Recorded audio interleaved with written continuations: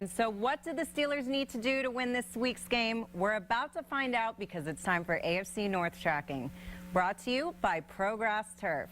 No turf lasts longer, plays better or safer, and maintains its appearance like a ProGrass field. Visit their website at ProGrassTurf.com. Now, here's Ty Miller.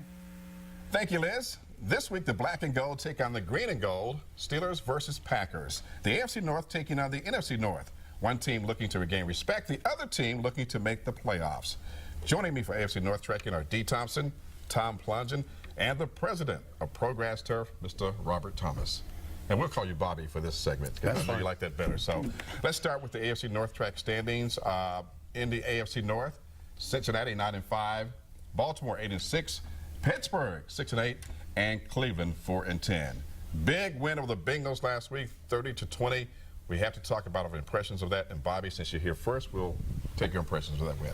Well, you know, it was a complete game, and that's what you look for. And you know, as a coach, that you get your offense and your defense and your special teams to play well together. And they mirrored one another well, and they positioned each other well. You know, anytime your offense can have the ball on the 1 or 2 yard line to score as a drive, those make for, you know, wonderful opportunities. Why did it take so long for this complete game to take place? Well, basically, you know, they were hurt. They started the season off 0-4. They had to get their team together, get guys together. I'm glad they finally got some splash plays and jumped out to a 14-0 lead. What's impressive is the amount that you've all been fooled. This is still not a very good Steeler team, and the fact of the matter is they had 2 quick scores off of special teams related things. So it really masks what happened in that game. If you take out those 2 plays, and you could do that in any football game, I understand that, guys, but you take out those 2 plays, all of a sudden that's 14 points off the board. I know, is this team that good? One of those plays that you talked about early in the game, it looked as if it would be a safety, but it was a swing there because it ended up being on the 1 yard line and a touchdown. It's amazing. It could have been 2 points. It ended up being 7. Sometimes you wonder about how officials can control a game. That was a key call right there. Now, Bobby, you're a former coach. Now, one of the most talked about plays in that game happened when Terrence Garvin hit that punter, broke his jaw, and probably a vertebrae in his neck. Now, that's happened twice now. Back in 2008, Hines Ward did it to Keith Rivers. So if you're the Bengals head coach or any head coach, what do you tell your team about taking on this team from now on? Well, you know, it's one thing that you, from a head coach's standpoint, you really can't dwell on it, and you really can't focus on it. It's the name of the game. I mean, unfortunately, you don't want to see injuries occur, but it's a hit or be hit contest. And I think as a head coach, you more importantly, you dwell on not where you've been or what's happened, but what you're going to make happen. So I don't think he really spends much time at all on that play per se, but moves forward to say we want to play as aggressive. Well, Dee and Tommy, if you guys were players here, all right, what would you think about that play? He had to do what he had to do. The sad part of it is he's going to be fined $25,000. He only makes $24,000, you know, a game. So he paid to play this game. Yeah, the sad part for me, truthfully, is there's all this talk about it. But, Bobby, I'll ask you this question is, how many times did you tell your players on special teams, get your head on a swivel? Absolutely. Because that's all I ever heard. Absolutely. Matter of fact, you know, one of the things that we always did is that we had our punters actually would practice as a defensive back because there's times when they're going to have to tackle. And so, again, you have to. That's the name of the game. Well, my head's on a swivel about Todd Haley. He's been talked about back and forth all year. Now, the offense played well this game. The defense did okay for a half. So can we kind of squash all the talk about one of these coordinators leaving next season?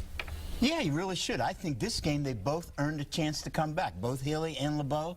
Forget it. Let's win 2 more games, and everybody will be back. Sorry, Dee. Tom's not buying it.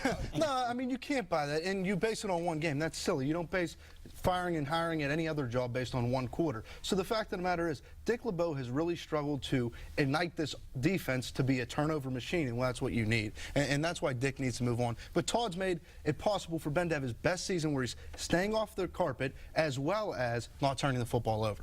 Bobby, your opinion, which one stays, which one goes, or do they both stay? Well, I think it's like this. I think you actually spend more time looking at the people that you have playing in their schemes. I mean, at the end of the day, they both have philosophies, and if you have the people to fit their philosophies, I think they'll have opportunities to be successful. And I think right now they're starting to show some signs of chemistry because they have people playing consistently on the field. You know, you talk like a head coach here, defending your coordinators. Let's move on to Green Bay. The Packers taking on the Steelers this week. There's a lot of talk about Aaron Rodgers. We don't know whether he'll play or not.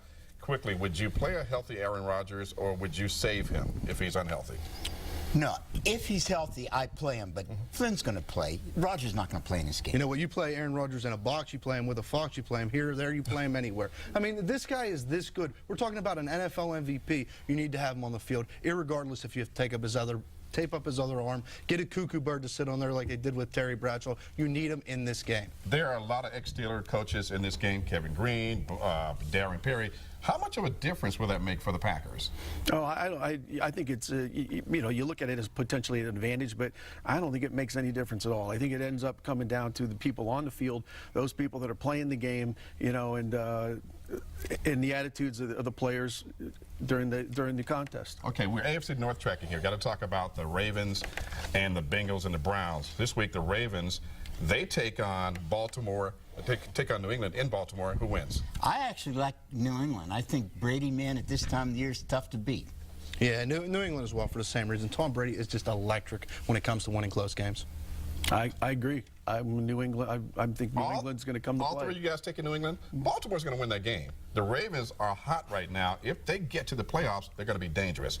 Cincinnati, will they bounce back when they take on Minnesota at home? Oh, absolutely. They got to play. They're playing for everything, and they want to put this division behind them. So I think they're going to play hard and come back with a win.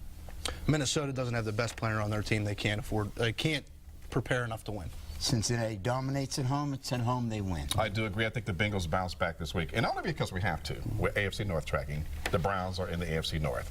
They take on the New York Jets this week up in New York. Who wins? Well, you know, I'm going to have to. I've all year I usually pick the team that I want to win, so I'm going to be a devil's advocate, and I'm going to pick the Jets. Okay. Yeah, I mean, as a Steeler fan, you need the Jets to win, and I think the Jets will do enough to win this game. I think the Jets will win as well. I do think the Browns are going to win this game up in New York. Now, I want to backtrack on the Steeler game for just 1 second. A lot of talk about Le'Veon Bell and Eddie Lacy. Mike Tomlin says he chose Bell for a reason, more versatility. Which one is a better running back right now? Well, if you just focus on the running game itself, Eddie Lacy, that's what he did at Alabama, and that's what he's doing well at Green Bay. But if you look at, again, from a all-purpose back, I think Le'Veon Bell is by far a better all-purpose back, and Mike Tomlin's 100% right for the reasons that he chose him.